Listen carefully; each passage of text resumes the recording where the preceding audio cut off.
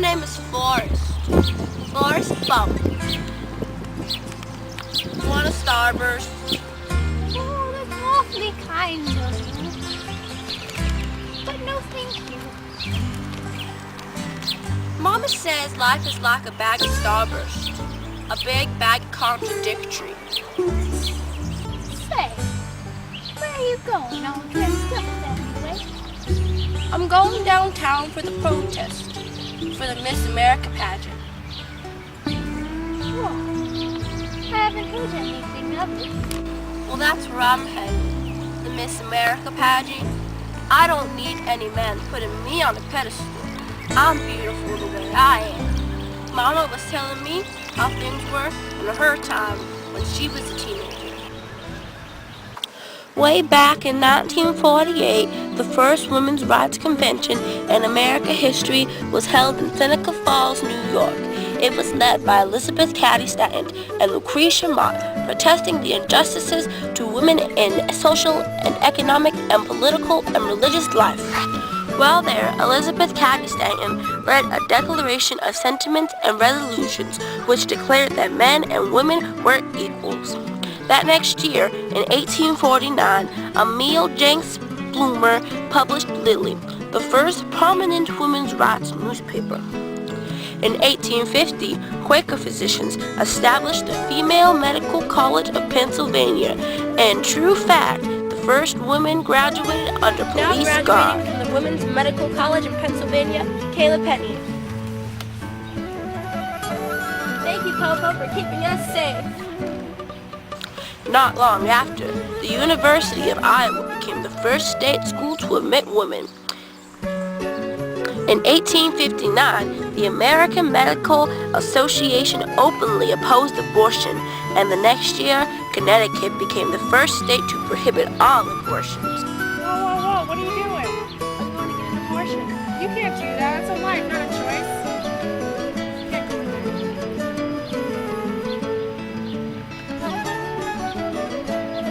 At this time, the birth rate was going on a downward spiral, and the average family size was getting smaller. Hey, kid.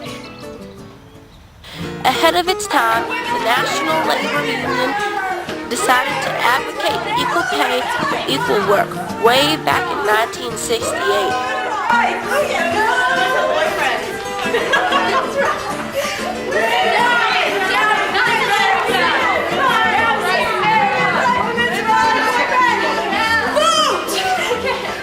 And that same year, Elizabeth Cady Stanton and Susan B. Anthony began publishing Revolution, a women's movement periodical.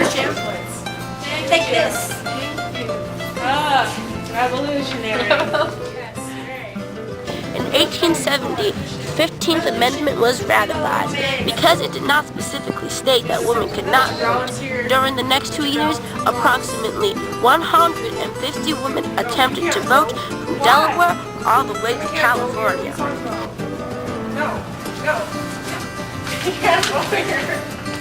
Then, in 1873, Bradwell v. Illinois held that states have the right to restrict women from the practice of any profession they deem necessary in order to uphold the laws of the Creator.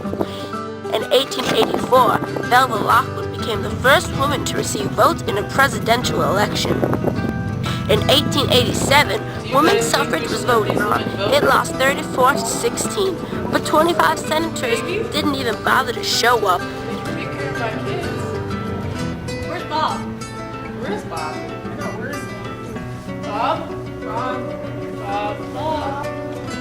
Stupid women and their stupid rights. They don't even deserve the chance to vote. Not worth my time of day. Skip ahead a few years, and in 1909, female garment workers went on strike for better wages and working conditions. 300 shops ended up signing union contracts. Good for them. Then, in 1912, the American group of Girl Guides was founded, later to become the Girl Scouts of America. They helped prepare girls for varied roles and adult women by bringing girls outdoors, encouraging resourcefulness and self-reliance. Yes, I would. That'd be $3. Psych. 1 year later, and the National Women's Party picketed the White House and engaging in civil disobedience to draw attention to the suffrage causes. In 1917, there was a war on, and women found new opportunities. They took on jobs in mining, chemical manufacturing, automobile and railway plants, train conducting, traffic conducting, and mail delivery. That's the mail for you today. Thank you kindly.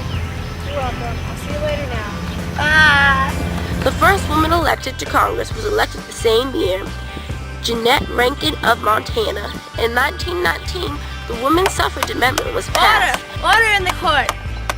I now pass the amendment that women shall have the right to vote. Get out of here, you woman! And in 1933, Frances Perkins became the first woman to serve in a presidential cabinet, serving under Roosevelt as Secretary of Labor.